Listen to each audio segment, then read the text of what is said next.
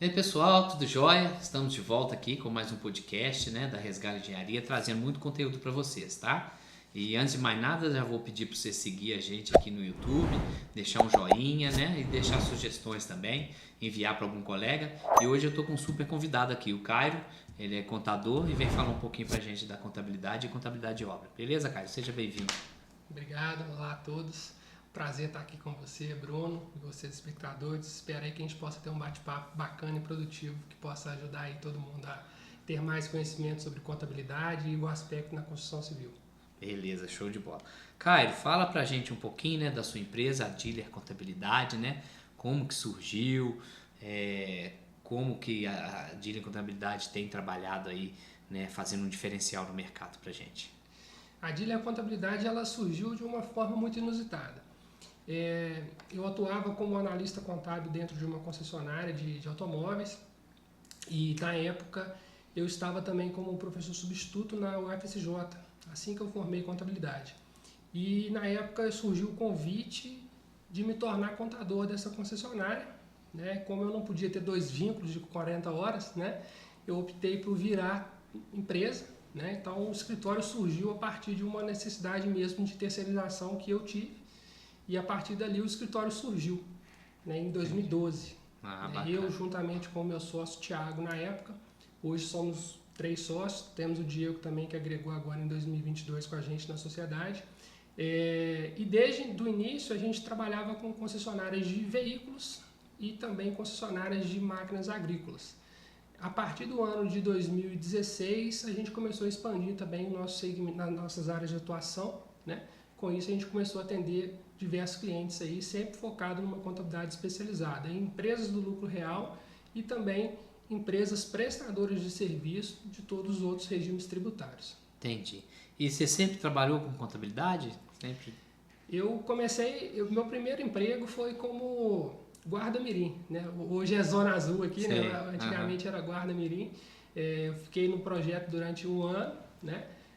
Antes de fazer os 18 anos, né? Depois eu entrei para a faculdade e logo eu comecei a trabalhar, estagiar na contabilidade e desde então trabalho com contabilidade. Fui estagiário, fui assistente contábil, depois passei para analista fiscal, analista contábil e contador e desde então fundei o escritório e venho atuando na área aí e também fui professor durante 8 anos na área de contabilidade tributária especialmente.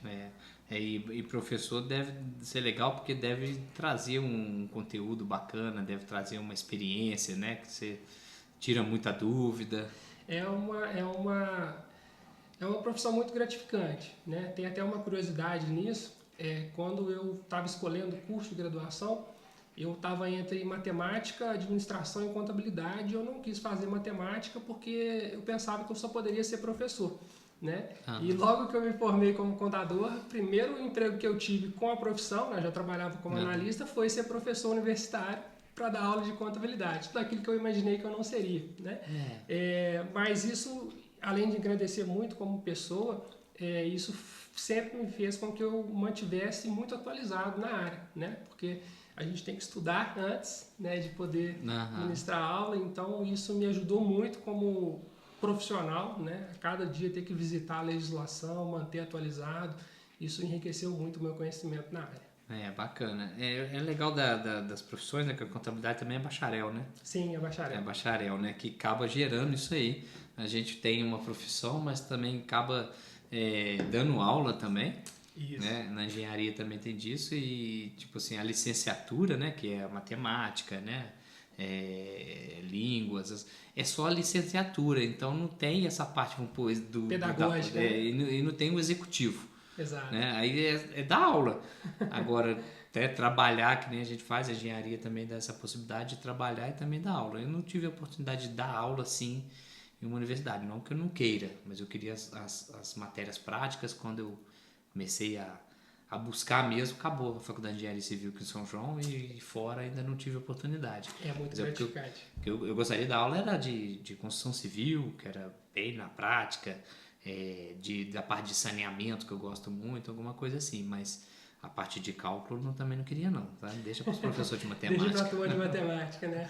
Mas a parte prática é como como fazer algum projeto, alguma coisa, ia ser legal. E são as matérias que os alunos normalmente gostam mais. Porque, vou te dizer, né? A faculdade, metade das matérias lá, a pessoa faz porque tem obrigado. Porque Tá na grade, né? Tá na grade, porque se deixar opcional, não tinha uma matrícula, eu acho. É desse jeito. Então, beleza. E aí, então, surgiu a Dealer Contabilidade para prestar serviço, então, dentro da concessionária. Isso. E essa concessionária, ela abriu muitas portas para o nosso escritório. Eles indicaram para a gente, depois, um grupo de concessionárias de máquina agrícola. O nome surgiu daí, né? A gente estava conversando agora há pouco, antes de entrar no ar, de marcas, né? Quando a gente abriu o escritório, chamava Inova Contabilidade.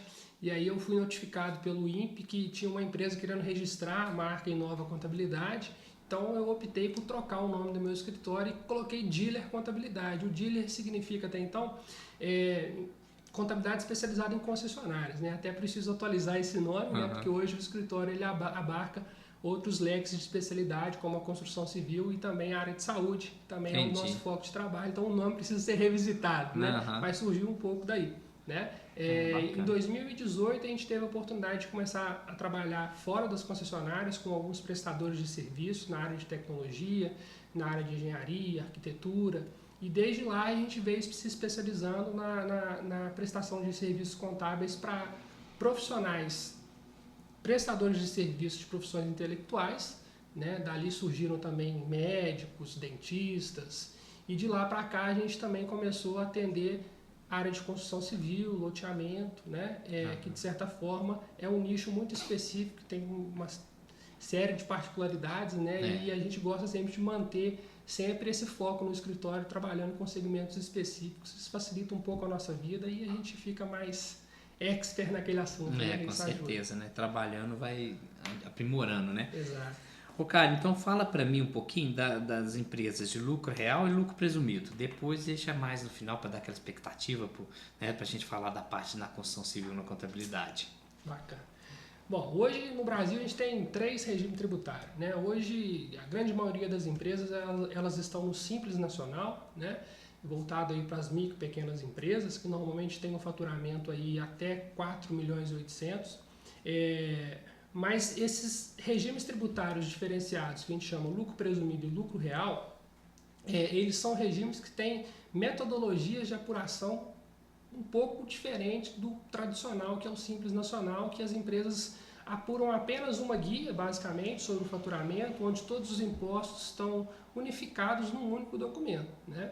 Quando a gente vai falar de lucro presumido, né, o que isso significa?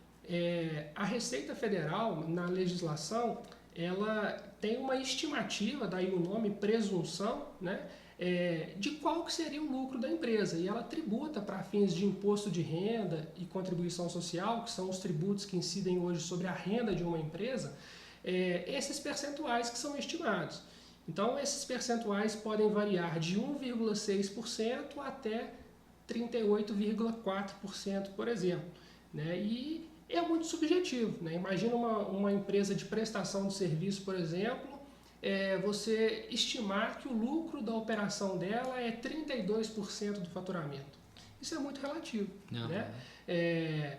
O lucro de uma empresa ele não necessariamente está ligado ao faturamento e sim a todo o cenário de estrutura de custos fixos, variáveis, despesas, né? Então, no lucro presumido, o principal foco de apuração desses tributos está relacionado a essa estimativa que a Receita traz sobre o faturamento da empresa, né?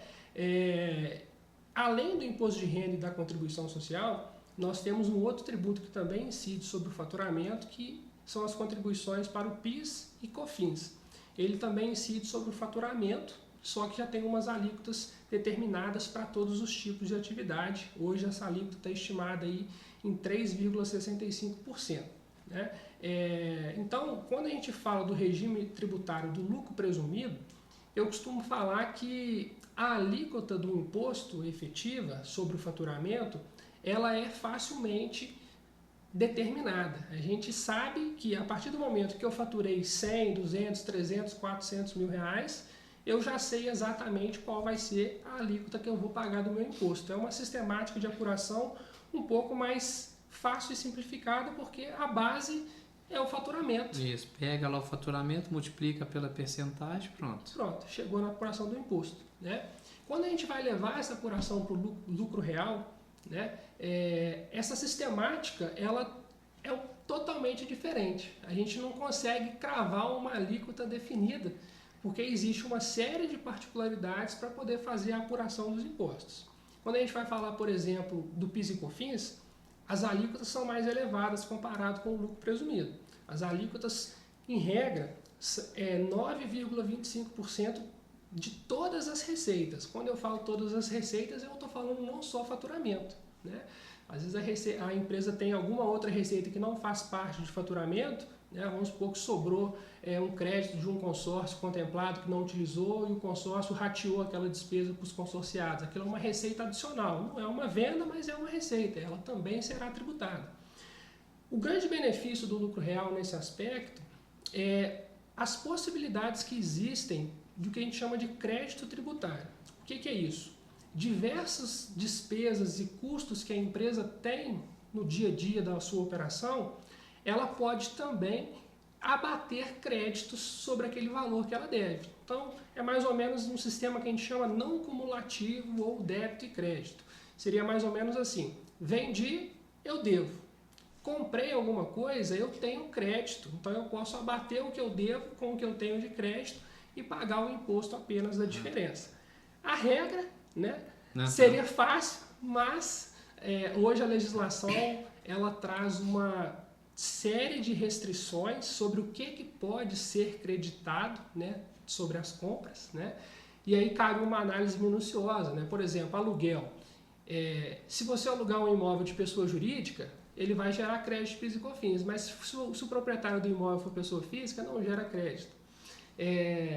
Se você, por exemplo, tiver energia elétrica, tiver, por exemplo, depreciação de máquinas utilizadas na prestação de serviço, equipamentos, tudo isso vai gerar crédito na sua apuração.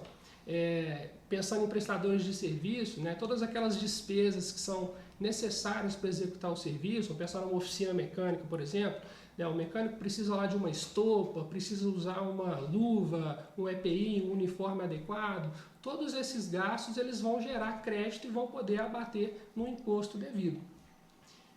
O legal fica no lucro real, que é o imposto sobre a renda, sobre o lucro, né? Que é o imposto de renda e a contribuição social, onde que a maioria dos contadores não gostam de trabalhar com esse regime porque acham o sistema complexo. Eu vou na contramão dessa ideia, eu acho que é o regime tributário mais tranquilo de se trabalhar, porque normalmente você tem uma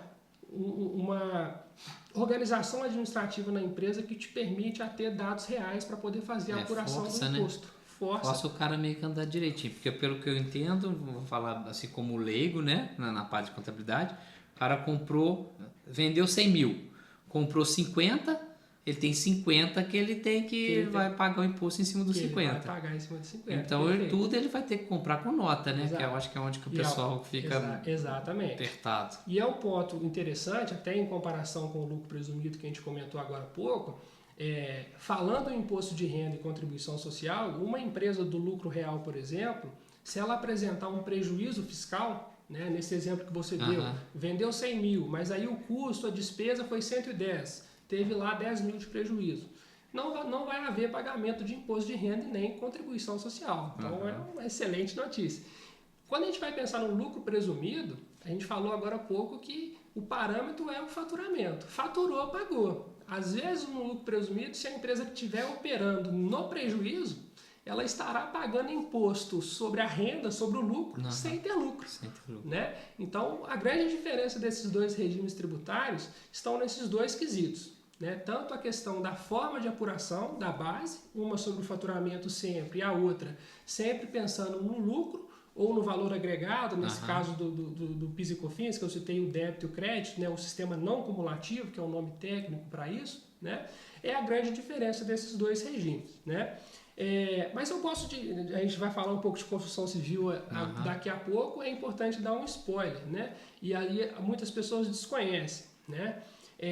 O PIS e COFINS, o sistema não cumulativo, que normalmente é direcionado às empresas de lucro real, Existe na legislação, na Lei 10.833, no seu artigo 10º, ele traz uma lista de diversas atividades que, apesar de serem do lucro real, o PIS e COFINS sobre aquelas receitas específicas daquele serviço, e a construção civil, obras de construção civil está dentro desse leque de exceções, a sistemática da apuração continua sendo igual ao do lucro presumido.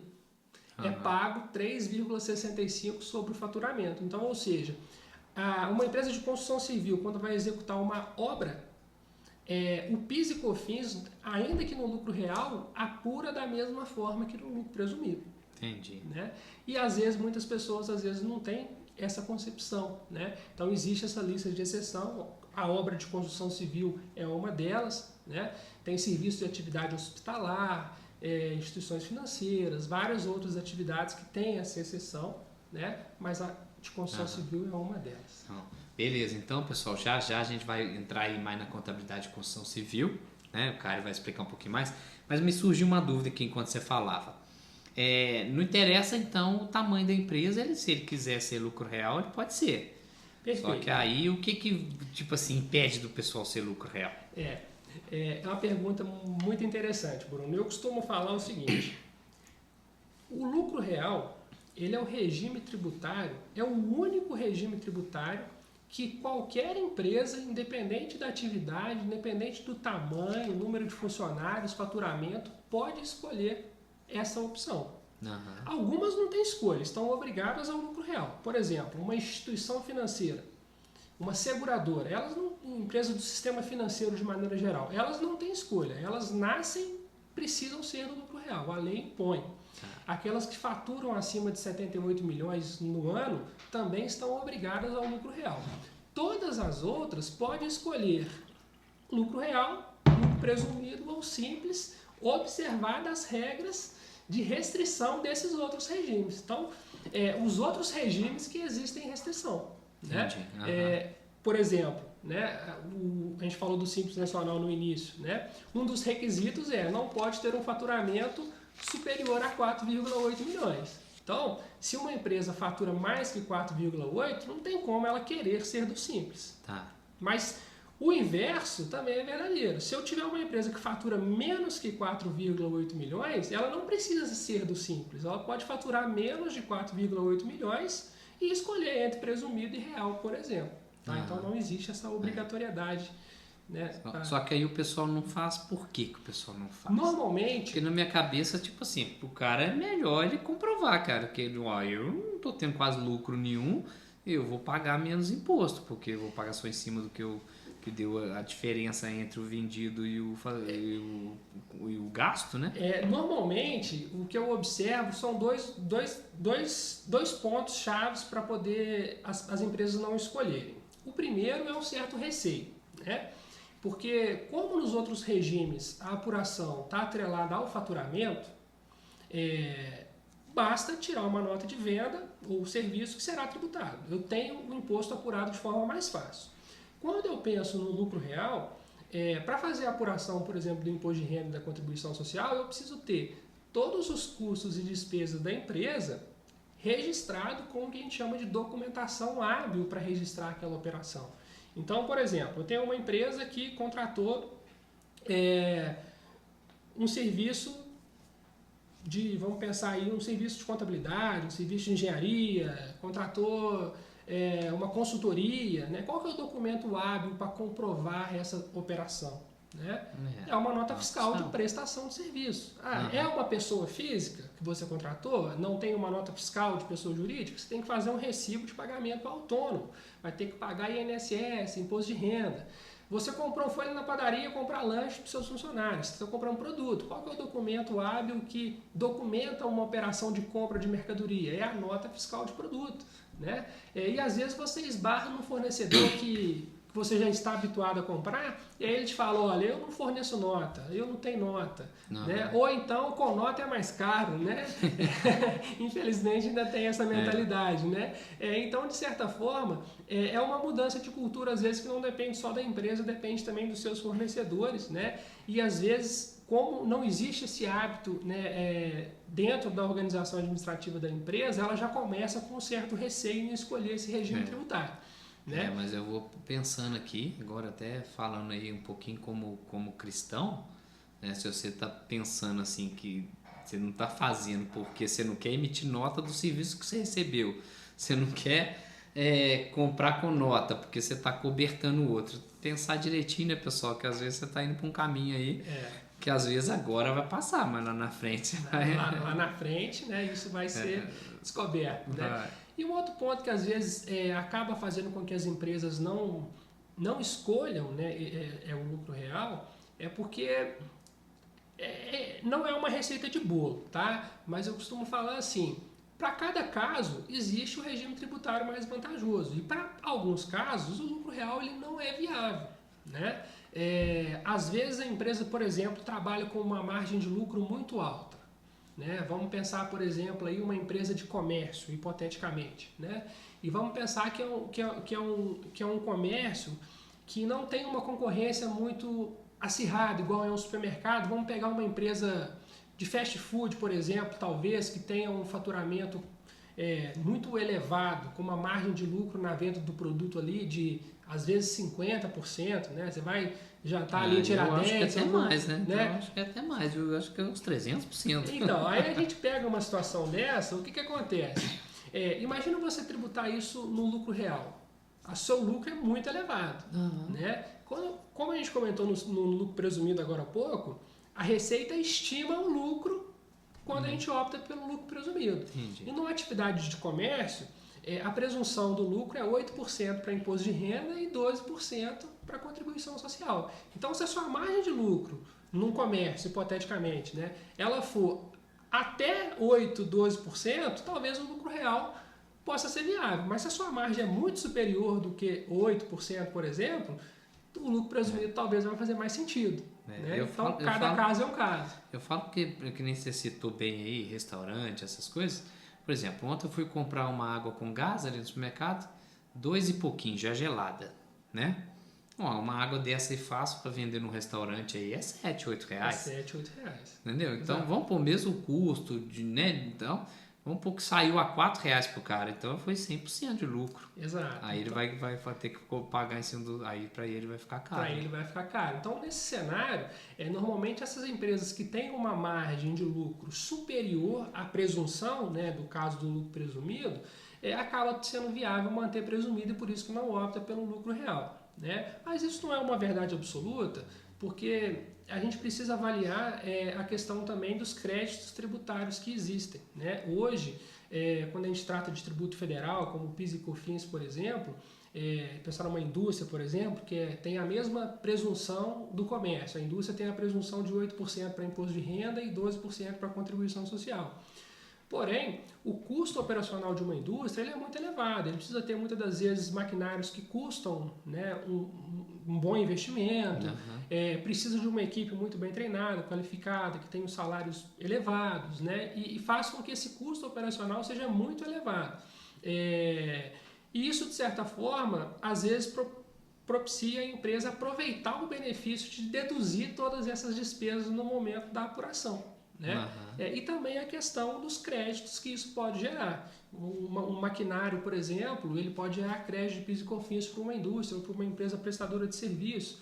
Nos outros regimes não gera. Então, a depender da estrutura operacional da empresa e o volume de custos, isso pode favorecer você ter esses créditos para poder compensar. Às vezes você vai pagar mais imposto de renda no lucro real, mas você vai economizar muito no PIS e COFINS. Ou o inverso também acontece. Às vezes você neutraliza o pagamento dos dois. Né? Existe hoje aí algumas alternativas de antecipar despesas. Né? Na contabilidade a gente chama de regime de competência. Né? Às vezes as empresas têm o hábito de registrar, por exemplo, a despesa com 13º somente lá no mês de dezembro. Né? Inclusive está chegando 13º aí. Né? Agora em novembro já tem a primeira parcela. Essa despesa ela já aconteceu a cada mês que o funcionário foi trabalhando. Né? Então eu não preciso esperar dezembro para registrar essa despesa. Pelo princípio da competência, essa despesa tem que ser reconhecida mês a mês como resultado de despesa para a empresa. Né? E isso no lucro real ajuda a reduzir o imposto, né? Então é um benefício que isso tem aí para poder abater os impostos, né? É bacana, cada hora tem que analisar a situação, Exato. né? Pessoal, então vamos agora passar aqui, Caio, para a parte mesmo da contabilidade de obra, né? As especificidades, os desafios, né? Fala um pouquinho pra gente aí que as obras, eu gosto muito de falar com o pessoal, quando vai começar a obra, já começar certo. Faz os projetos, né? Eu falo com o pessoal, procura já um contador, já vê direitinho como é que você vai registrar o pedreiro, o servente, para você já começar a fazer certo, porque depois você conta pra gente um pouquinho que começar depois não serve pra nada, aí você já perdeu as vantagens, não é? Exato. Tem vantagem de fazer certinho, não é? Exato. Eu queria até aproveitar isso, Bruno, até para comentar a gente está falando aqui de contabilidade, de construção civil, mas queria também falar um pouquinho para as obras de pessoa física. Sim. Né? Eu acho também importante isso que você comentou, né? Depois dos projetos bem feitos aí, né? Justamente com a equipe da Resgala Engenharia aí, isso né? Aí, pessoal. O que a gente costuma falar?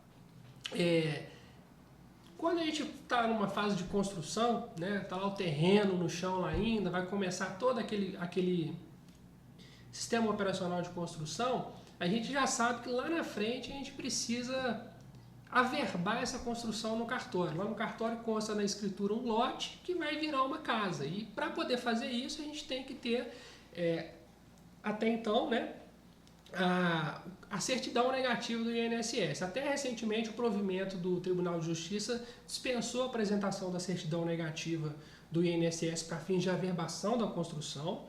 Isso trouxe uma falsa ilusão para a pessoa física, achando que não precisa mais se preocupar com o CNO, o Cadastro Nacional de Obra. Uma coisa não tem nada a ver com a outra. O tabelião do cartório simplesmente não vai obrigar a apresentação da certidão negativa. Isso aí foi até uma dúvida, um cliente meu falou, não precisa apresentar mais a certidão da receita, não. Aí eu falei, cara, mas tá esquisito isso, cara. Uma coisa não mistura com a outra, né? O fato de você não precisar apresentar a certidão para averbação posterior não significa que você não precisa cumprir as regras previdenciárias previstas na legislação em vigor.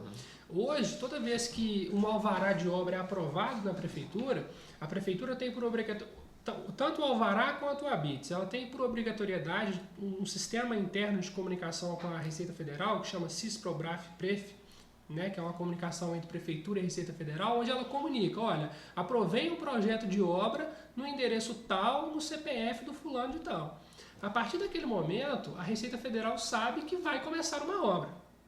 Né? Então, o contribuinte ele tem 30 dias a contar da data do início da obra para criar a matrícula CNO. Antigamente chamava SEI, né? Hoje chama CNO, Cadastro Nacional de Obras. E a partir dali a Receita começa a monitorar se está havendo recolhimento previdenciário. Né? Hoje na legislação, as obras até 70 metros quadrados que não há a contratação de mão de obra, e sim é feito ali naquela situação familiar, né? O pai é pedreiro, o amigo, o vizinho é pedreiro, vai ajudando um ou outro construir a casa, numa obra até de 70 metros, não precisa criar o CNO, por exemplo. Nas demais precisa. E aí a Receita começa a monitorar isso. Aí o contribuinte às vezes vai se preocupar só lá no final da obra. E qual que é o desafio disso e qual que é a desvantagem?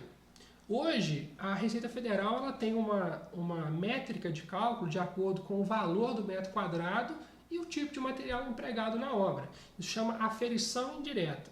A Receita Federal, baseada nesse custo estimado da região do metro quadrado, né? Por exemplo, vamos pensar que o custo do metro quadrado aqui em São João del Rei está R$3.000, para ficar fácil a conta. Tá. Então, se você fez uma obra ali de 100 metros quadrados, por analogia, né? A Receita Federal ela vai entender que o custo total da obra vai ser R$300.000. Então, ela faz uma conta que desses R$300.000, um determinado percentual é o que você, teoricamente, gastou com a mão de obra. Então, significa que você gastou. Às vezes você gastou mais, às vezes você gastou menos, né? E aí vamos supor que nessa conta aí a Receita Federal entenda que você gastaria para construir uma casa de 100 metros quadrados de forma hipotética, você precisaria de talvez R$100.000 para construir essa casa. Sobre esses R$100.000 de mão de obra, ela vai te tributar em 35% de INSS. Estamos falando aí de R$35.000. Né? E aí você vai pagar isso lá no final ou ao longo da obra. Né? E aí é onde vem a vantagem.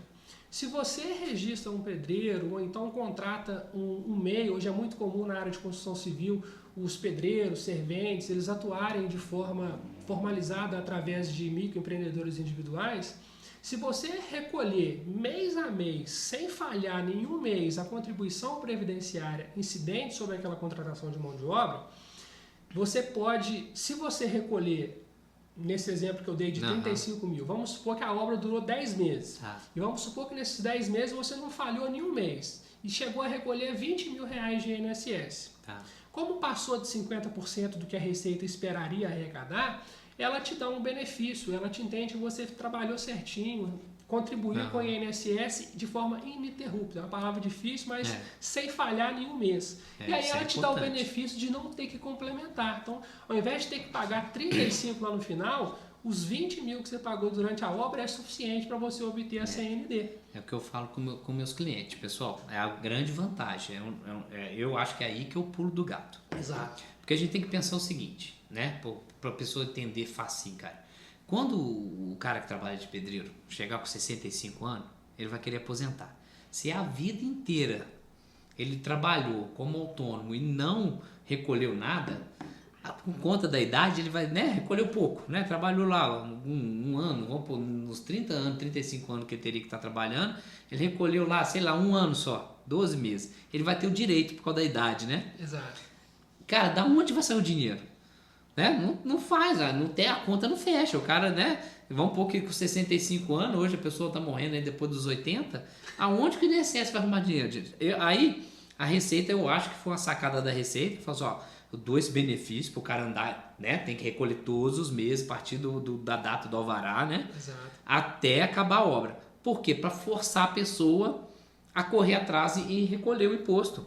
Exato. Porque a Receita, no NPS lá, não tem dinheiro para pagar aposentadoria para todo mundo. E acontecia muito isso no passado, antes de existir esse sistema integrado que eu comentei. Ficava mais barato pagar depois, né? E o que acontecia na maioria dos casos, Bruno?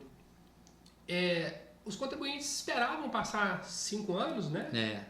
Do término da obra, né? para pedir lá, né? A decadência, no caso, né? Mas o que acontece? Hoje em dia, isso não é possível mais, porque se você deu a entrada no alvará... porque você vai começar a obra, né? A Receita Federal já sabe, né? Então, não tem como mais esconder. Até quando começou, acho que foi 2022 ou 2021, né? Certo. Que mudou isso aí, não foi? Isso. Era uma chuva de cliente aqui no escritório. Foi Bruno. Um monte de cartinha chegando. Um monte de cartinha. Bruno, chegou aqui um imposto. Cara, a Receita tá me notificando aqui que eu tenho uma dívida lá de 23 mil, 25 mil, mas era direto. Exato. Ela já falou, gente, agora, cara, a Receita já, porque você fez o ABITS, você fez, né, fez o alvará e fez o ABITS. Cadê o senhor? A Receita quer saber cadê o imposto. Exato. Né? Aí foi na época coisa. Agora deu uma amenizada, porque eu acho que o pessoal já tá sabendo, que não tá passando muito assim fácil. E é por isso que eu falei no início. O fato de não precisar da certidão não significa que a Receita Federal não vai te monitorar. Então, esse cuidado ainda precisa ter, né? E o que eu tenho observado hoje é que antes de dar os 5 anos, essa cartinha chega. Então, a decadência hoje ela é quase impossível. Exceto para aquele pessoal que não preocupa em fazer um projeto e não aprovar um alvará, quer correr risco desde o inío, né? Faz tudo de forma irregular. A Receita nem sabe, aí pode ser que nesses casos ela consiga uma decadência, né? Mas a gente não recomenda, né? Eu não recomendo, primeiro porque você fica sem segurança, né? E eu falo que o maior da pessoa fazer, por exemplo, um projeto estrutural é economia. Porque um projeto estrutural, vou te dizer, numa casa grande aí, não é 5 mil reais. Tá? O pedreiro costuma exagerar para mais, ele erra para mais. É muito difícil ver o cara errando para menos, a não ser que ele é o dono da obra. O dono da obra gosta de errar para menos, tá? O pedreiro erra para mais, porque ele não quer que ninguém vá lá reclamar com ele que trincou, que rachou. Então, eu faço uma conta fácil. Outro dia eu visitei uma obra, não era minha, mas tinha um pedreiro conhecido. Ele me mostrou, ele estava gastando a mais ou menos, que eu calculei na fundação, de 10 a 14 mil a mais que ele estava jogando fora mesmo na fundação. Ele estava fazendo coisa exagerada que não tinha necessidade, né? E só na fundação. Imagina, era 2 andares, quanto que ele não ia jogar de dinheiro fora? Fácil, uns 30 mil reais, né? Então ele pagava o imposto para fazer certinho, né? Pagava o contador, pagava o engenheiro. Então a maior vantagem é essa. Outra coisa, o CREA mudou também. O CREA mudou. Obra até 70 metros, você precisa do arquitetônico, estrutural e um engenheiro para acompanhar, ou um arquiteto. De 70 até 100 metros, aumenta aí também o projeto elétrico. E passou de 100 metros, aumenta o projeto hidráulico. E o CREA mudou isso aí, e outra coisa que mudou. Antes o CREA chegava na obra e te dava um prazo, sabe? Falava, tem 10 dias para você arrumar um negócio. Agora não tem mais esse prazo. Chega e notifica, sabe? Então, tem muita gente sendo surpreendida aí, sabe? Porque o cara faz só o projeto arquitetônico, às vezes faz o estrutural, não faz o elétrico, não faz o hidráulico. O CREA tem... Aí já chega a multa. Tá? Porque o CREA já tem as informações, porque principalmente que ele fez lá o arquitetônico. Então já tem o nome, já tem o endereço, já tem o CPF do cara. Aí mais uma coisa que o CREA mudou, que fui ter outro dia um cliente surpreendido. O pessoal recebia a multa do CREA, jogava lá na gaveta e não dava muita prosa. O CREA agora está mandando para protesto em cartório. Tá? Outro dia teve um cliente também que me ligou desesperado, né? Que a obra lá, a casa do terreno está no nome da filha dele. O nome da filha dele estava lá no protesto de cartório. Ela foi financiar alguma coisa, o nome dela não passou. Aí eu fiquei, cara, é bom, assim, é bom conhecer, porque a gente explica pro pessoal, né? Porque tem muita gente que fala assim, eu não dou ideia mais pro CREA, não. O CREA, já tomei multa do CREA, não virou nada. Então, pessoal, toma cuidado que agora tá virando. E aproveitando o gancho, né? A gente falou de pessoa física, Bruno, e aí essa conexão com a contabilidade, ela volta a acontecer muito quando a gente trata de pessoa jurídica.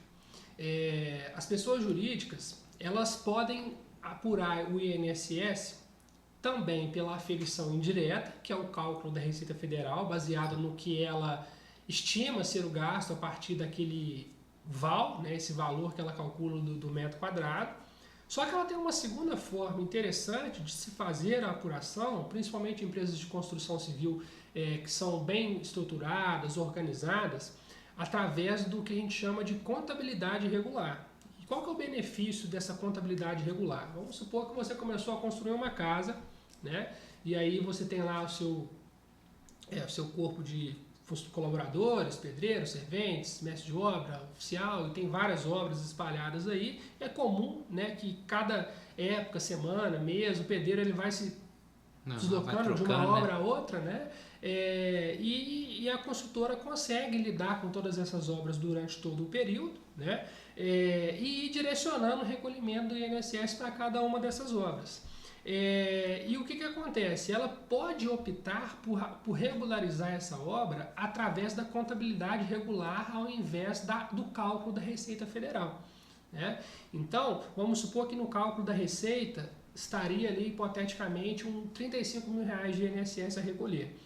Só que você contratou mão de obra própria ou subcontratou a empreitada, enfim, né? E houve um recolhimento ali de R$20 mil de INSS, por exemplo.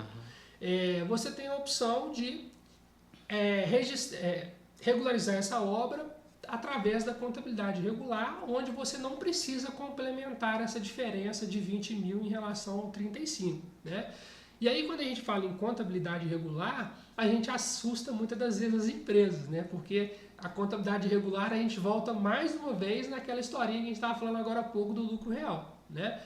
Nem tanto no aspecto da questão só da documentação hábil, né? Numa construtora, por exemplo, que tem 10 obras em andamento, ela precisa ter o que a gente chama de contabilidade por cento de custos, ou separar dentro das contas contábeis o custo por obra. Então, quanto que ela gastou de material na obra 1, 2, 3, quanto que ela gastou de mão de obra na obra 1, 2, 3, quanto que foi o INSS, o FGTS, o concreto usinado da obra tal. Então, se ela tiver tudo isso separadinho através dessa contabilidade por cento de custo, isso respalda ela a ter esse benefício, porque uma empresa bem organizada e estruturada, ela consegue administrar o INSS, às vezes, num recolhimento muito abaixo do que o cálculo da Receita Federal. Outro dia a gente fez uma regularização de uma obra para um cliente que fez uma casa aí de, salvo engano, era em torno de 315 metros quadrados. A regularização de obra dele do INSS estava dando aproximadamente R$80 mil, né? Só que ele teve todos os pedreiros registrados, pagava tudo certinho em folha de pagamento, E ao longo dessa obra, ele gastou R$50 mil de INSS. Obviamente teve FGTS também, férias, 13º, mas isso está inerente a todo contrato de CLT. Né? Esses 50 mil foi suficiente para poder regularizar a obra sem precisar complementar com o cálculo da receita. E se você não tem a conta, né? é R$30 mil. Eu acho que vale a pena fazer certinho. Tem que ter a contabilidade regular e conseguir, caso a Receita Federal peça para apresentar a documentação, apresentar o balancete, né, os livros contábeis, de forma que ela consiga identificar qual que foi o custo real daquela obra, tanto de material quanto mão de obra e encargos recolhidos ali especificamente para aquele CNO. E aí que às vezes as empresas, se não tiverem uma certa organização administrativa, não conseguem ter essa regularidade na contabilidade e vão pagar mais caro. Mas hoje deve ter os aplicativos, os programas de computador, que você consegue já separar isso tudo direitinho, né? Sim. Hoje no escritório a gente consegue mapear através das contas contábeis, né? A contabilização de todos os documentos, folha por cento de custo. Então, o pedreiro trabalhou essa semana na obra do João. Então, toda a folha de pagamento dele vai ser contabilizada no centro de custo do João. Semana que vem ele trabalhou na obra da Maria. Então, a gente vai transferir na folha de pagamento para o centro de custo da obra da Maria. E aí o INSS vai ser direcionado para a obra da Maria. Então, a gente vai contabilizando todos esses custos, tanto de mão de obra, encargos, como material, especificado para cada tipo de obra. Isso é importante. Eu não me parece tão difícil assim. Eu acho que é só organizar, né? Tem que ser organizado. E geralmente o contador já é uma pessoa organizada, né? Já é uma pessoa que gosta de organização. Tudo na vida começa no planejamento. Você falou do projeto, né?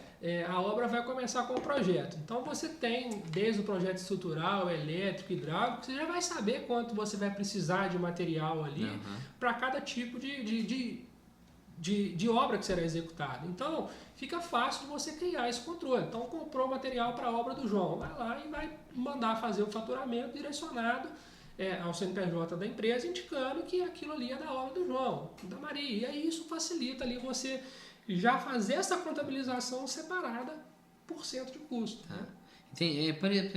Surgiu uma dúvida aqui. A parte dos projetos consegue entrar lá, abate alguma coisa lá também? Essa empresa emitir nota fiscal certinho dos projetos? Desde 2021, houve uma alteração na legislação onde a Receita Federal ela simplificou entre aspas, né? Ela faz a conta de uma forma mais fácil. Antigamente a gente conseguiria inserir um monte de nota, né, de concreto, quanto mais nota tinha de concreto usinado, abatia, tem área de piscina, área de garagem, varanda. Hoje em dia ela simplificou muito esse cálculo. Então basicamente hoje esses gastos eles não abatem nada em si na construção. Né? O que ainda continua abatendo é o concreto usinado, por exemplo. Né? Então, hoje em dia, você não precisa nem precisa apresentar nota por nota. Você basta marcar lá, usou concreto usinado, sim ou não. Só de você marcar que usou concreto usinado, já vai abater ali um percentual, ali, se não falha a memória, 5% ali do total da obra vai ser abatido ali como dispensado de mão de obra, porque né, foi utilizado ali aquele material. E não precisa apresentar nota a nota. Se você usou um caminhão ou 20 caminhões, indifere. O importante é você ter usado. Então... E hoje em dia, eu vou ser sincero, né? Eu acho que hoje 95% aí, se não for mais, usa o concreto usinado. Porque acho que tem muito tempo que não vejo bater laje aí na lata, aí na betoneira e junto com a turma no sábado de manhã lá. E não acha nem essa turma mais, né? A turma não tá achando, não. A turma não tá trabalhando nem dia de semana, no sábado, então se você chamar um amigo, acho que pra ir bater uma laje na sua casa, ele vai brigar com você, cara, né? É desse jeito. Porque tá difícil, tá? A mão de obra tá um pouco escassa, né? E tem um monte de fator.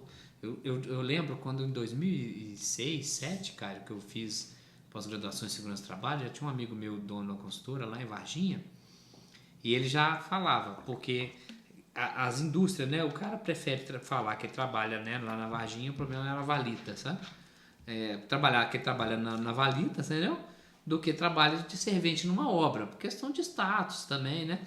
Aí ele falou assim, lá em Varginha já não tem. Aí eu falei, cara, mas não tem jeito, mas aí agora aqui em São João del Rei a gente já tá sentindo isso aí. Aí olha que a gente nem tem indústria, né?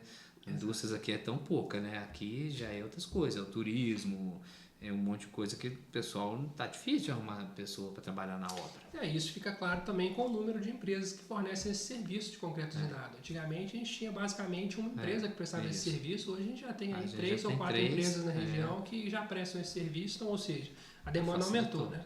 Aumentou e é difícil de marcar, não tem vaga, não. Você não é assim para amanhã, não. Você, uns 15 dias antes você já tem que estar meio que agendando, já está fazendo lá as formas, eu vou encher daqui na sexta-feira da outra semana. Aí você já meio que ajeita com o vendedor para chegar no final da semana que vem já tá bem alinhadinho para acabar de acertar a agenda. Não vai com essa aqui rápido não, porque tem demanda, né? Tem demanda. E essa conexão né, o que faz essa conexão? Eu falo que fazendo direitinho a obra vai ter um sucesso, né? Eu tenho vários clientes, né, que eu indico aí pro Cairo aí que tem feito lá e tem gostado do resultado, né? De fazer certinho. Até uma pergunta que eu não te respondi atrás é um pouco dessa resposta aí, é um pouco da forma que a gente gosta de trabalhar no escritório, Bruno. É ter um atendimento personalizado, né? Estar no dia a dia do cliente, né? Igual você vai lá visitar a obra com frequência, o meu trabalho também é muito assim. Eu gosto de ir em loco, conhecer a empresa, conhecer o que está acontecendo ali nos bastidores, né? Ali a gente consegue ter insights para poder ajudar, né, o empresário a otimizar a carga tributária ou otimizar, por exemplo, a gestão de determinada coisa, né, determinado processo. Então, assim, quando o contador ele conhece a operação da empresa, facilita muito essa conversa e para o empresário isso facilita muito, né? Porque o contador ele tem o potencial de ajudar na tomada de decisão da empresa, né? Ele trabalha com todos os números da empresa, então ele sabe tudo o que acontece, quanto que a empresa faturou, quanto que ela pagou de imposto, se o faturamento aumentou, diminuiu, se a despesa está aumentando, aonde que está gastando mais, onde está gastando menos. Então o contador ele tem nas mãos, né, esses dados, né? Então ele consegue facilmente analisar distorções, né? Ver possibilidades. Eu fico imaginando, né? Porque, tipo assim, cada um na sua área, mas eu como engenheiro, quando eu bato o olho numa obra, né? Eu já sei direitinho o que o cara anda aprontando, né? O contador acho que bate o olho também nas finanças da empresa, ele já sabe também, fala, ó, isso aqui o cara tá fazendo errado, isso aqui eu tenho certeza que ele tá ocultando informação. Exato. Tem uma cliente que a gente atende no escritório e aconteceu um pouco disso. O que aconteceu? Ela viu o faturamento dela crescendo, mas o lucro dela nunca aumentava, o lucro dela continuava igual, né? E aí a gente foi cair para dentro, foi entender, né? Observou ali que o volume de custo dela, que ela estava repassando para os prestadores de serviço que trabalhavam junto com ela, era uma clínica na área de saúde, não estava condizente. Ela tinha um combinado de percentual com eles, né? Era 70-30, né? Só que ela pagava o imposto de tudo, né? E aí, é óbvio que não vai sobrar nada. Ela fica com o imposto total sobre o valor, né, do procedimento, além de ficar com o imposto, a infraestrutura, o gasto fixo, é todo dela, então ela paga a conta e o parceiro recebe o lucro, né? Então, o faturamento aumentava e o dinheiro dela não aumentava. Precisamos mexer nessa parceria, então vamos mexer 50-50, 55-45, né? Então, assim, tendo os dados em mãos, a contabilidade consegue ajudar. E aí é uma crítica construtiva, né, Bruno, que eu queria fazer também para os empresários. A gente precisa falar isso, a gente está aqui também para poder trazer conhecimento, né? Às vezes o empresário, ele tenta omitir, não quer enviar um extrato bancário, não quer falar com o que ele gastou o dinheiro, né? Ele perde a oportunidade de ter um parceiro no negócio para poder ajudar a interpretar o que acontece. Se você esconde a informação do seu contador, né, fica difícil de trabalhar. Você não consegue ajudar, né, o empresário a gerir o seu negócio. Né? Na verdade, eu acho que a gente foi mal acostumado, sabe? A gente, né, o brasileiro, ele é mal acostumado. Ele parece que tem um vício em mentir, ocultar as coisas. Só que eu fico vendo que se você fizer tudo certinho, tem muito mais chance de dar certo, né? do que você começar a fazer porque, né, é igualzinho mentira, tem perna curta, né? Uma hora vai descobrir, né? É a mesma coisa na contabilidade, na construção, né? Nos projetos que eu vejo cliente e falo assim, vamos dar um outro exemplo, pedreiro às vezes. A gente chega, ó, entrega os projetos tudo certinho, fala, você leu os projetos, entendeu, tem dúvida? Não tem, sabe? Chega lá na frente, aí esquece de uma torneira ou esquece uma caixinha de energia lá numa parede, sabe? Mas você fala, cara, mas estava no projeto. Aí você vai ver que o cara, nem na verdade, ele não entendeu o projeto e ficou com medo de falar, em vez de tirar a dúvida. Aí eu acho que o pessoal acostumou a não querer falar que não conhece ou que não sabe. E aí ele vai e começa a inventar um monte de artimanha para poder ocultar aquele erro ali e vai virando uma bagunça. Exato. E por isso que esse trabalho que a gente oferece de estar no dia a dia das empresas, né? A gente chama isso de contabilidade consultiva, né? Isso permite que o contador, tendo esses acessos, né, conhecendo tudo que acontece na empresa, ele possa ajudar o empresário a tomar decisões, né? Então, assim, ele precisa de dados, né? Então, se ele não tiver os dados, ele não vai conseguir te ajudar, né? Então, para esse trabalho ele casar com o que o empresário espera, as informações têm que ser disponibilizadas. Chega num ponto de ver assim, cara, se você continuar nisso aqui, você vai quebrar. Ô Bruno, o que acontece? Os dois casos, quando você sabe a informação, você enxerga isso sempre, você consegue se antecipar e dar insights do que pode ser melhorado para evitar que isso aconteça. Entendi. Né? Porque à medida que você vai acompanhando os números da empresa, você vai vendo se a margem bruta de venda aumentou ou diminuiu, de repente a margem líquida caiu, o custo fixo está aumentando, diminuindo, você consegue saber o rumo que a empresa está caminhando. Então você consegue se antever e, de certa forma, dar dicas ou ver aonde estão os problemas para que possam ser corrigidos antes disso acontecer. Agora pensa comigo se o contador não tem acesso a esses dados. Aconteceu isso comigo uma vez, eu falei com você que eu trabalho muito nichado, né, com alguns segmentos, né? Mas teve uma época que eu tive um conhecido que me pediu para fazer a contabilidade para ele, não era o ramo de atuação do meu negócio, eu falei que eu não atendia, mas pela questão de amizade eu resolvi ajudar esse meu amigo, né, e fazer contabilidade para a empresa dele. E aí o que eu percebi ao longo de um ano de prestação de serviço até eu depois encerrar o contrato com ele, né? Falei, amigo, negócios à parte, né? Um velho ditado. Ele não tinha todas as informações para me disponibilizar. E com isso eu não conseguia ajudar ele a gerir o negócio dele. Eu não conseguia saber se a empresa dele estava tendo lucro, se estava tendo prejuízo. Porque existia uma confusão patrimonial, ora ele recebia na conta dele pessoa física, ora na conta jurídica, ora pagava com dinheiro, tirava nota de parte de coisa, outra parte não tirava. Então eu não tinha acesso a todas as informações. E aí um dia ele fez a pergunta para o meu Caio, eu queria saber se o meu negócio está dando um lucro. Aí eu me senti desconfortável de falar para ele que eu não sabia. Né? Parece incompetência. Eu não tinha o dado. Não tinha, né? Então foi aonde eu até preferia dar um passo atrás para poder continuar trabalhando especializado com os segmentos que eu já atuava, né, na época, justamente por conta disso. Era um segmento que eu percebi que tinha muita essa questão de omitir informações, queria esconder, dar o jeitinho brasileiro, né? E aí eu não conseguia ter acesso aos dados. Passou um tempo, fechou o restaurante, né? Talvez se eu tivesse a informação, a gente poderia ter ajudado. E eu lembrei que uma informação que eu ouvi uma vez, eu não sei se era 80, é um número meio grande, que as empresas no Brasil, sei lá, tipo assim, 80% das empresas fecham com menos de 2 anos. Elas abrem e fecham até 2 anos. Passou de 2 anos, a empresa já está um pouco mais estável. Isso é uma pesquisa do Sebrae, essa pesquisa já se repetiu por muitas vezes ao longo do tempo. E sempre fica nessa casa aí de 80%, 85%, já chegou a 90% lá atrás. Qual que é o grande problema, Bruno? É a confusão patrimonial, né?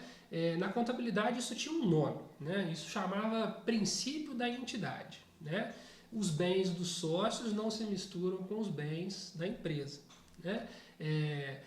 Muitas das vezes a empresa quebra por isso. porque o sócio começa a misturar o dinheiro, ele não sabe o que é da empresa, não sabe o que é dele, né? Ele não tem um salário definido na empresa, então toda hora que ele precisa ele vai no caixa da empresa e saca, acha que é um caixa eletrônico, né? Vai lá e saca, né? E não tem um salário pré-definido. E o que acontece com o caixa dele? Falta capital de giro. Falta capital de giro, ou ele pede empréstimo, ou ele fecha. Entendi. Né? E isso vai virando um ciclo vicioso, por isso que a grande maioria das empresas acabam fechando por conta disso, justamente pela falta de capital de giro oriunda, né, que vem dessa confusão patrimonial que o sócio muitas das vezes faz. Por isso que eu falo, é importante ter uma renda pré-definida. Qual vai ser seu salário na empresa? Tirar um salário todo mês. Não quer dizer também que você não pode tirar um mês e tirar mais que o outro. Né? A gente tem uma empresa para isso, para ter lucro, crescer, obviamente. Mas no início a gente não pode tirar todo o caixa da empresa, senão ela vai parar de operar. Né? A gente precisa reinvestir nela até ela ter essa estabilidade, aí sim a gente usufruir. Aí com 2 anos, geralmente deve ser que o empresário já pega uma maturidade, ele já consegue, eu não até posso, aqui eu posso ir, até aqui eu não aqui posso. Eu tô com um passo um pouquinho maior, né? Deve ser isso aí. E eu fico imaginando, deve ter muita gente que, né? Porque eu acho que o brasileiro é um povo empreendedor, né? Então eu olho, vejo a oportunidade, vamos montar empresa. Mas às vezes, né? Cara, não era isso que eu queria e desiste também, abandona. Uma coisa, aquele negócio do olho do dono que engorda o boi, o pessoal não gosta muito de falar não, mas eu vejo que é muito isso também. Tem gente que abre a empresa, nem ele mesmo nunca foi lá na empresa. Então, né, a turma tá lá fazendo o que quer, então não tem às vezes tanto compromisso, porque quando a empresa é sua, você tá lá, você quer fazer funcionar, quer dar certo, né? Às vezes você arruma uma turma para gerir lá para você que não tá tanto afim de dar certo o negócio, então... Não tem as mesmas ideias, as mesmas... porque é igualzinho filho, cara. Né? Quando você for ter filho, você vai ver. Você tem o filho, é seu, cara, faz aquelas burradas lá, às vezes faz umas coisas lá que você, né, você fica bravo, mas você fala, é meu, agora eu tenho que dar um jeito. A empresa, agora o negócio não tá dando certo, né? Eu tenho que dar um jeito de corrigir. Embora, agora, né, meu mesmo, larga pra lá, né? Outro dia, né, eu fui no jogo do Atlético e tinha um menino lá, tava coisa lá, o Rafael, meu menino, falou, seu papai, o pai dele que corrigir, né? Eu não tô nem pra ele não, né? Porque não era meu, né? Então a empresa não é minha, então a pessoa não vai ter tanto carinho. Exato. Né? Entendeu? Vamos lá. E a Dealer tem ferramentas tecnológicas aí para contabilidade? Vocês usam alguma coisa específica? Sim, hoje as coisas têm automatizado muito, né? Eu não gosto de usar a expressão robotizado porque dá a impressão que não há uma inserção humana ali no processo, né? Não é bem a robotização, mas sim a automatização de alguns processos, justamente para a gente conseguir, né, ter justamente tempo para poder trabalhar o papel consultivo da contabilidade. Né? Então imagina, por exemplo, você ter lá caixas e caixas de documento para escriturar de forma manual. Ela vai ficar aí um mês inteiro, do dia 1º ao dia 30, fazendo o lançamento manual e não vai ter tempo para poder analisar dados. Né? Então, hoje existem algumas ferramentas de automatização, né, que conseguem importar esses documentos fiscais, esses lançamentos financeiros. Isso otimiza um pouco ali a rotina operacional e permite que a gente consiga, né, exercer o papel principal da contabilidade, né, que é justamente analisar os dados, ajudar o empresário a enxergar os números da empresa dele, né? Então essa automatização ela ajuda bastante. Hoje existem algumas ferramentas que a gente consegue, por exemplo, configurar o sistema, né, através de regras fiscais, regras tributárias, processos que a gente consegue definir horário para que o sistema execute fora do expediente, para poder não sobrecarregar o sistema. Por exemplo, tem cliente no escritório que basicamente não tem funcionário. A folha de pagamento dele é simplesmente uma retirada pro labore por mês. Então não tem muito lançamento adicional de hora extra, insalubridade, comissão. É um processo muito simples de cálculo, né? Eu consigo configurar no sistema, né? Inclusive hoje mais cedo já deve ter calculado sozinho lá. Você configura e fala, essa empresa no dia tal horário, o sistema vai calcular, vai transmitir as declarações, vai salvar os arquivos na pasta e consegue disponibilizar isso numa plataforma online para os clientes terem acesso. Obviamente, como a gente lá no escritório gosta de ter um trabalho personalizado, a gente gosta também sempre de aderir à vontade do cliente, né? Tem cliente que não adere muito à plataforma, tem cliente hoje que prefere que comunique no WhatsApp. Então a gente vai fazer a comunicação via WhatsApp. O robô faz o cálculo, salva os documentos, a gente faz o processo de conferência, obviamente, está tudo amarrado, a gente vai fazer o envio pelo WhatsApp ou por e-mail. Tem cliente que tem essas preferências, a gente busca sempre estar atendendo aí, para manter mesmo esse contato humano com o cliente, que isso é muito importante, né? Mas hoje isso facilita muito a nossa rotina e permite a gente ter um pouco menos aí de sobrecarga operacional. Eu acho que toda profissão tem, por exemplo, na engenharia civil eu falo, tem os programas que faz aí o cálculo estrutural, né? Você faz a parte elétrica, hidráulica, sabe? Só que você tem que ficar de olho também, né? Porque, né, por exemplo, principalmente no cálculo estrutural que eu tenho visto, o pessoal coloca, porque eu falo assim, o computador é burro, ele é rápido.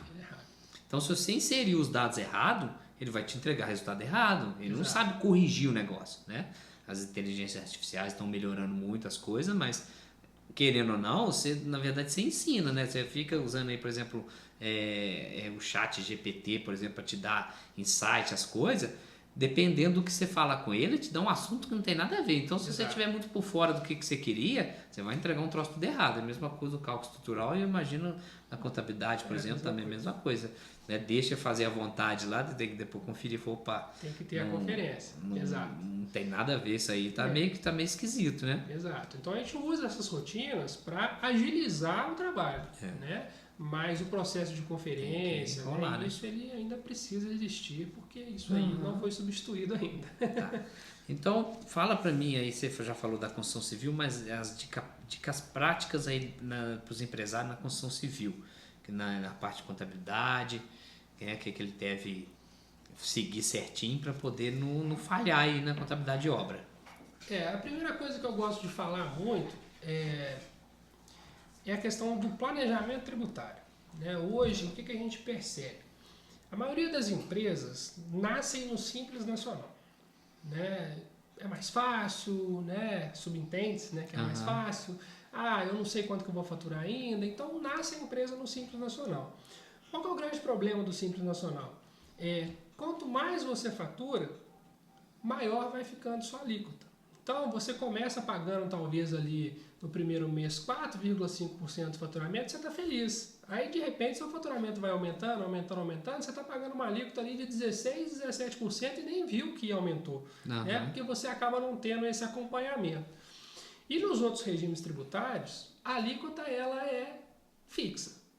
Vai variar a forma de apuração, igual a gente explicou, entre lucro presumido e lucro real. Né? E existe um fator muito importante na construção civil, que é a forma com que você faz o contrato com o seu cliente, que é a chamada empreitada total ou empreitada parcial. Isso tem um impacto muito grande no aspecto tributário. Às vezes, se você não se atentar na hora de fazer esse contrato, você pode estar fazendo com que a sua alíquota aumente até 70%. Então, imagina só.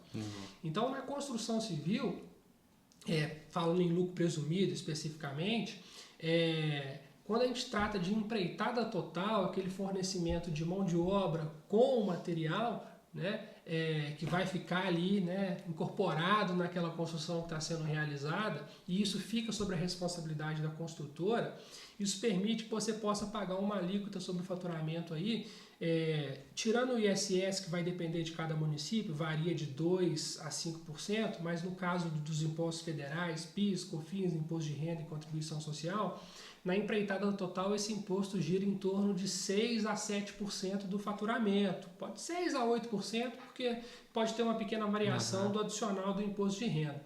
Quando a gente vai para um contrato de empreitada parcial, um contrato de administração de obra, isso pode pular para 13% a 14%.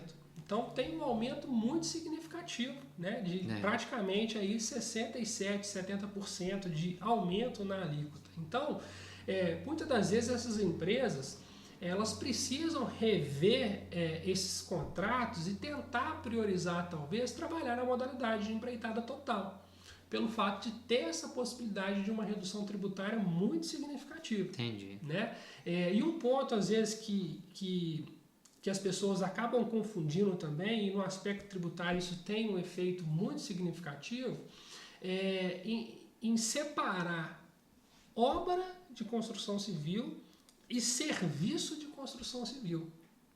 Qual que é a diferença? Agora até eu fiquei com a pulga aqui atrás da orelha querendo saber qual que é a diferença. Isso é muito importante. Existe hoje na instrução normativa, eu não vou lembrar, antigamente era a instrução normativa 971 de 2009, eu vou precisar confirmar qual que é o número da instrução normativa, que me falhou a memória agora. Ela traz, de acordo com os quinais, se aquilo é entendido como obra ou se aquilo é entendido como serviço. Né? Às vezes se misturam as duas coisas ao mesmo tempo. Né? E aí tudo está no contrato. Como que é o seu contrato? Você foi lá e fez um contrato de fundação. Aí passou um pouquinho, você quando o executor foi lá e faz um outro contrato independente só para pintar. Né? Isso começa a descaracterizar a empreitada total. Entendi. Você vai te fazer pagar uma alíquota muito grande. Né? Um outro ponto que fica mais claro essa diferenciação uma obra de construção civil, normalmente, todos os serviços executados durante a obra, desde a fundação até entregar a casa pronta, se eles estiverem unicamente num único contrato, todos eles podem ser entendidos como obra de construção civil. Uhum. E aí, pensando numa hipótese dessa empreitada total, ter uma redução tributária significativa. Né? Agora, vamos supor que você fez um contrato de empreitada parcial. E aí foi necessário contratar um outro prestador de serviço para fazer um serviço avulso de gesso. Uhum. Aquele serviço do gesseiro aqui nessa obra, ele não caracteriza a obra, porque ele não está no contrato. Entendi. Fechado entre a construtora e o cliente. Ele é um contrato contratado de forma isolada. Então, ele é um serviço pontual. Né? Então, muitas das vezes, isso acaba caracterizando uma mera manutenção, né? Ou um reparo, ou uma reforma. Né? Então, isso faz muita diferença no aspecto tributário. Né? Isso aí deve dar um trabalho maior já. E quando a construtora consegue travar os seus contratos, às vezes travar é difícil, né? Mas priorizar os contratos na empreitada total, né? Isso pode trazer um custo-benefício tributário muito significativo para ela. Né? Ainda que ela dê a liberdade do cliente escolher uma gama de produtos, uma gama de acabamento, por exemplo, para não ser muito engessado. Sim. E também não afetar o aspecto comercial, a gente tem que pensar também no aspecto comercial, que você vende uma coisa muito quadradinha, muito fechada, sem chance de você dar uma margem para o cliente, isso acaba talvez dificultando fechar o contrato. Dificulta fechar o contrato e também facilita da confusão, viu? Exato. Então, se você dá uma margem para poder, né, ainda que o cliente tenha opções de escolha, ele usufruir desse contrato de empreitada total, né, e com toda a responsabilidade de compra, tudo no nome da construtora, isso facilita muito na hora de você ter um custo tributário reduzido. Né? Então, assim, é uma dica muito importante que as empresas de construção civil precisam sempre estar ligadas. E uma segunda dica que eu gosto muito e é muito pouco falada. Na contabilidade, a gente está acostumado com o que a gente chama de regime de competência. Né? Então, prestou o serviço durante o mês, emitiu a nota fiscal baseada lá na medição, né, e faturou. Só que às vezes muita construtora trabalha com órgão público. E o órgão público às vezes demora para pagar. Né? E aí se você optou pagar os seus tributos pelo regime de competência, imagina você tirou uma nota hoje, dia 27 de setembro. Só que o seu cliente, órgão público, vai te pagar só em dezembro. Se você optou por pagar os tributos pelo regime de competência, faturou agora em setembro, em outubro você já vai ter que pagar o imposto. Agora, se você optar, essa opção é anual, tá? Todo mês de janeiro você pode fazer essa opção. Se você escolher apurar pelo regime de caixa, você até pode tirar a nota em setembro, mas você vai levar ela à tributação só no mês que você recebeu o recurso. Então, no mês que a prefeitura te pagar, é que você vai fazer a apuração do tributo para vencer no mês que vem. Então é um baita fluxo de caixa que pode ser otimizado com essa opção do regime de caixa para aquelas construtoras que trabalham muito com o órgão público ou dá mais prazo para pagamento para os seus clientes. Né? Então imagina só, você prestou o serviço hoje, né? Você teria que pagar um tributo em outubro e você postergar o pagamento lá para janeiro, que é o mês seguinte ao recebimento. Você tem aí praticamente aí 4 meses para trabalhar aí o fluxo de caixa da sua empresa. Né? E não necessita ter um aporte de capital de giro elevado. Né? Então a opção de tributar pelo regime de caixa é uma excelente alternativa também, principalmente para eu já estou pensando, tem um cliente aí que eu acho que eu vou te indicar, porque ele estava aí, a gente fez um serviço para ele está fazendo uma obra para o Estado, ele mostrou para mim, cara, eu tenho que pagar um imposto hoje, né? Não consegui receber a medição por um monte de pendências que ficou, sabe? Para ele teria que ser um regime desse aí, que é muito mais fácil para ele. Exato. Porque ele estava mostrando uma tributação lá enorme para ele pagar, e ele falou, cara, não tem nem ainda prazo para quando eu vou receber essa medição. Se ele tivesse a opção, né, de fazer esse recolhimento pelo regime de caixa, ele poderia postergar o pagamento do tributo. Né, aí na hora que ele já tinha recebido, ele vai pagar. O nome técnico não precisa usar o capital dele de giro. Não precisa usar o capital dele, ele vai esperar receber para pagar o tributo. É só importante destacar, Bruno, que o tributo da folha não tem como ser postergado. Tá? O do funcionário, o INSS, o FGTS, ele vai ser pago normalmente no mês seguinte mesmo da prestação do serviço. Tá? O que vai ser postergado é o PIS, o COFINS, o Imposto de Renda e a Contribuição Social, que são os tributos federais, mas representa aí uma fatia boa aí desse tributo aí, já é um enorme fôlego aí nesse fluxo de caixa. Bacana. Então a gente meio que partindo para o final, tem mais coisa para falar, que eu queria fixar aí para os clientes, que eu acho que o público-alvo nosso aqui, que é maior das pessoas físicas, gente, fazer os projetos, fazer o CNO, já começar a recolher certinho os tributos lá, para chegar lá no final, você aproveitar essa chance da lei te dar para você pagar isso aí menos, né? Para você não deixar para lá, para você depois ter que pagar integral, né? Exato. E se você faz esse recolhimento, isso é muito importante para as pessoas físicas. Né? Iniciou uma obra, fez o alvará, primeiro passo, você tem 30 dias para poder, do início da obra, para poder cadastrar o CNO, né? Que é o Cadastro Nacional da Obra. Feito o Cadastro Nacional da Obra, o que muitos fazem? Simplesmente deixa lá parado, né? E lá no final resolve. E o que precisa ser feito? Desde o primeiro mês de obra ali, você vai registrar o pedreiro, ou se você estiver contratando ali um MEI, né, se for uma construtora, né, direcionar os recolhimentos do INSS todos os meses ao longo da obra. Então você vai diluir esse custo, né, e quando você recolhe todos os meses sem falhar nenhum mês, você tem a possibilidade de ter essa análise lá no final. Se a Receita fizer uma conta e na conta dela deu que você tem que pagar 40 mil. Mas se você já tiver recolhido mais de 50% do valor, vamos supor que você recolheu 60%, né? Eu falei... Não. 40 mil, você 40 já mil, recolheu, né? você já recolheu lá, sei lá, recolheu 40, já recolheu 25 mil. Né? Você não precisa complementar os 15 mil. Né? Mas se você falhou um mês durante a obra, você já perdeu esse benefício. Tudo. E é uma coisa interessante, cara. Não sei se você já conheceu. Já aconteceu cliente comigo, já tem mais tempo, sabe? Mas ele registrou o pedreiro com o servente lá na loja dele, que ele tinha de roupa, não tinha nada a ver, sabe? Chegou no final, teve que pagar tudo de novo, né? Aí ele tava bravo. Eu falei, cara, não é assim que funciona, né? Porque ele falou, não, mas o cara tem carteira assinada. Eu não entendi, ele foi muito mal orientado, sabe?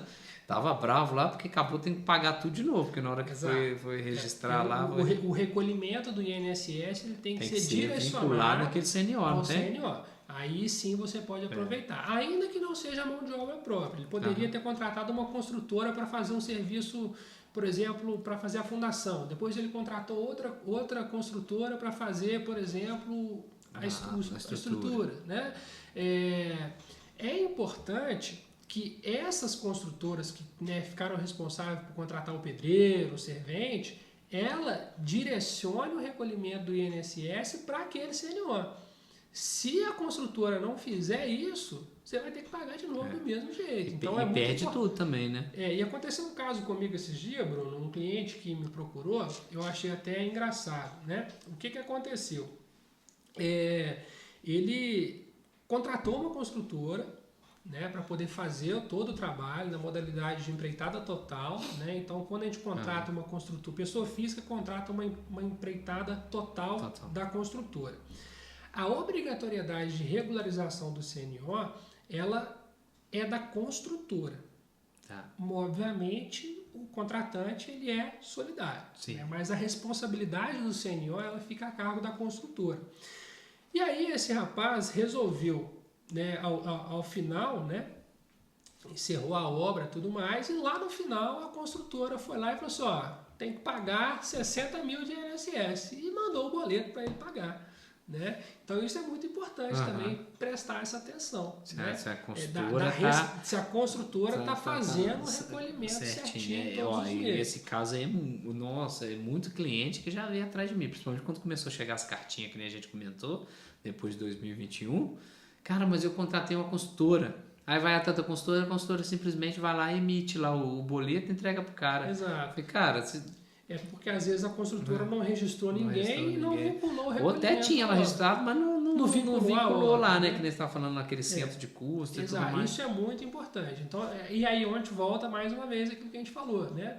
Às vezes a construtora nem avisou a contabilidade dela que aquele cara mudou de obra, né? E aí não direcionou o recolhimento, né? Tudo bagunçado. Então isso é muito importante, essa ligação entre aí. É o que eu falo, pessoal. Às vezes o pessoal fica olhando aí, porque também tá parecendo consultora aí, eu vou te dizer, viu? É toda hora, sabe? Todo mundo é dono de uma consultora, sabe? Porque eu conheço muita gente, né? A gente tá no ramo. Cara, mas tem gente, cara, que tá fazendo os negócios de qualquer jeito. Eu falo com os clientes, gente, fica atento, contrata gente séria, né? Exato. Porque, né? Primeiro as garantias, né? Exato. As garantias. Porque tem consultora aí que a pessoa fala que é consultora, mas o KNAI dela que fala, né? Nem é de consultora. É de consultora, sabe? É um meio de pedreiro, né? Não, nem meio de pedreiro, eu vou te dizer, cara. Gente, eu já vi de tudo. Eu já vi, vou te falar, uns KNAI que não tem nada a ver com construção civil. O cara tá se apresentando como consultor, então ele perde a chance desses impostos aí tudo, dele ter essa chance de ter uma redução significativa. Aí fica mais barato mesmo. Né? Faz um negócio lá, tá vinculado num KNAI lá que o imposto é pouquinho. Aí um oferece por 100 e o outro oferece por 70 mil. Fala, 30 mil que eu vou ganhar. Chegar no final, esses 30 mil aí vai ficar caro. Você vai ter que pagar o INSS. Vai, INSS, pega um monte de... Fora os defeitos. Exato. Fora os defeitos. Porque quando é consultora, né? Isso aí é uma vantagem que o CREA tem, apesar de ser o CREA ser meio exigente, a consultora tem que ter um engenheiro responsável. Então, você contratou uma consultora mesmo, aí a consultora tem um engenheiro responsável. Então, tudo que der defeito lá na frente... Cara, aquele engenheiro lá, a consultora vai responder, o engenheiro vai responder também. Vai responder também, porque se tiver defeito, falta de impermeabilização, né, casa rachando, um monte de coisa aí, cara, o engenheiro vai embolar também. Então eu falo, né, até uma dica para os outros engenheiros aí, ficar atento também o que está assinando aí, porque Exato. Né, você acompanha as obras, né? Tem gente que não tem acompanhado as obras aí, lá na frente você pode estar enrascado numa aí. Com certeza. Beleza? Caio, queria ver com você, cara, o que você tem mais alguma coisa para adicionar pra gente, uma curiosidade que você lembrou, que a gente não falou? Nada que tenha vindo assim à mente, assim, de imediato não, Bruno. Mas assim, o que eu gosto sempre de falar, né, e eu repito isso muito com os meus clientes, é não ter medo da contabilidade. Né? Eu acho que a contabilidade, ela nasceu para ser uma aliada, né, seja... Né, do contratante pessoa física, pessoa jurídica, né, e não como um gasto que é um mal necessário. Pelo contrário, ela pode ser um investimento. Né? O contador ele pode te ajudar aí a ter vários insights aí que às vezes você não tinha para o seu negócio. Né? Então, quando você tem esse elo fortalecido com a sua contabilidade, você tem esses dados todos aí mapeados, sem dúvida você vai ter um grande aliado para poder ter aí uma análise ali de gestão de custos, gestão financeira, econômica da empresa muito avançada para poder te ajudar ali a ter decisões ali assertivas ali ao longo da sua jornada empresarial. Isso aí, eu vou até puxar sardinha tanto para contabilidade quanto para engenharia, né? Tem gente também que acha que engenheiro é só para gastar, né? Lógico que tem um engenheiro que é só para assinar, lógico que tem um contador que é só para assinar, só que desse jeito aí eu acho que você está gastando, porque você está pagando um serviço que você não usufruiu, entendeu? Exato. Então você vai paga uma coisa certa que você vai ter, por exemplo, obra eu tenho um monte de site, né? Vou na obra o tempo todo, gosto de obra aí, 20 anos de formado praticamente, né? Já sei tudo que vai dar errado lá na frente. Então, ó, isso. Hoje eu fui numa casa, a moça tá acabando e eu já bati o olho na caixa d'água, eu já vi que tava sem o ladrão, o extravasor, sabe? Aí eu já mandei a mensagem para ela, ó, lá na caixa d'água tá sem o extravasor, pede o pedreiro para colocar. E outra coisa, colocar que a água, se uma boia quebrar, que é passível, né? Alguma coisa acontecer, sua caixa d'água vai vazar e vai cair a água num lugar que vai te incomodar, né? Só uma dica dessa, se vazar uma água na laje dela, perder forro de gesso e tudo mais, quantos R$1.000 que ela vai perder? Sei lá, vamos jogar para baixo, R$5.000, né? Então uma visita técnica, né? Que né, não é um décimo disso aí, como é que salvou? Na contabilidade deve ter um monte de coisa também que você fazendo um troço sério, em vez de você paga então para usufruir, né? Exato. E isso assim, isso é muito importante. Já teve cliente, não é uma curiosidade, mas teve um cliente que a gente começou a atender agora no ano de 2024, que estava no Simples Nacional, né? E aí achou que não podia mudar de regime porque o faturamento não estava extrapolando 4,8 milhões que eu citei, né? Então, assim, o planejamento tributário ele é para qualquer tipo de empresa, né? Então, um ponto importante, né, que deve ser sempre observado é todo ano revisitar os números e verificar se de fato aquele regime tributário está sendo viável para o seu negócio, né? Pode ser que esse ano o Simples Nacional foi bom, mas com a projeção estimativa para o próximo ano não seja adequada, você tem que mudar de regime. Então, sempre revisitar essas informações é muito relevante para poder evitar que o tributo seja um vilão da empresa. Bacana. Pessoal, e aí, tem mais alguma coisa, cara? É isso aí? É isso aí. Pessoal, então, mais uma vez, eu vou pedir para vocês seguirem, né? Porque eu falo, cara, pessoal, o podcast nosso é um serviço que a gente quer divulgar conhecimento.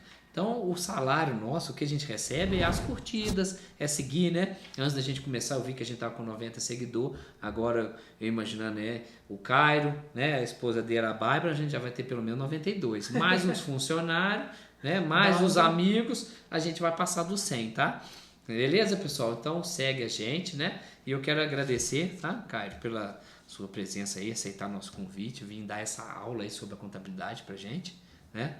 E deixar aí livre aí para você falar onde que fica localizado o seu escritório, como é que faz contato, para poder o pessoal também poder acessar você aí e ter uma contabilidade primeira. Não é porque o Cairo é amigo e contador nosso, não, é porque o serviço dele é bom mesmo.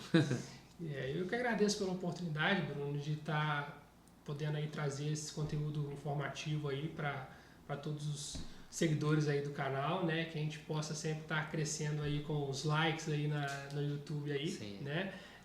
O nosso escritório ele fica na Avenida Leite de Castro, no número 878, bem ali próximo ali da loja Decocolors, ali na Vidrasil, bem ali próximo ao antigo ao edifício solar, onde está sendo construído ali na Avenida Leite de Castro.